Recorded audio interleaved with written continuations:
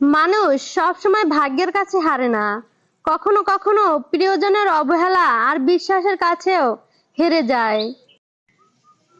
একটা বাস্তব কথা, যেখানে আপনার সবচেয়ে বেশি অবদান থাকবে সেখানে একদিন আপনার কোনো চিহ্নও থাকবে না।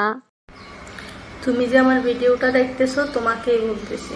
আমি যদি এখন বলি তুমি একজন ভালো মানুষ, তুমি হয়তো বিশ্বাস করতে চাইবে না। তবে তোমার বাবা মা তোমাকে ভালো শিক্ষা দিয়েছে, তুমি একটা ভদ্র পরিবারের সন্তান। তাই বলছি, তোমাকে আল্লাহ যেন ভালো রাখে এবং কি সবসময় বুক উঁচা করে চলবে। হ্যাঁ, আপনাকে বলছি, ভিডিওতে একটু লাইক কমেন্ট শেয়ার করলে কি হয়, টাকা তো আর লাগে না, তাই না?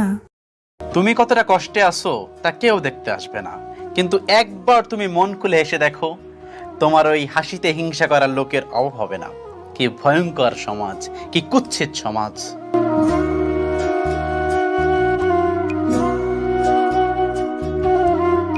আসলে সব পুরুষ বিয়ে করলেই স্বামী হয়ে যায় না। স্বামী হতে গেলে যোগ্যতা লাগে, যা সব পুরুষের মধ্যে থাকে না। একটা স্বামী নিজের পরিবারের দোষ থেকে সারাক্ষণ শুধু নিজের বউয়ের দোষ ধরতেই ব্যস্ত থাকে, সেই স্বামী পুরুষ না কাপুরুষ। এক ফোঁটা চোখের জল ঝরার চেয়ে এক ফোঁটা রক্ত ঝরা অনেক ভালো, কারণ এক ফোঁটা রক্ত ঝরতে হালকা ব্যথা লাগে, কিন্তু এক ফোঁটা চোখের জল হৃদয় চিরে বের হয়।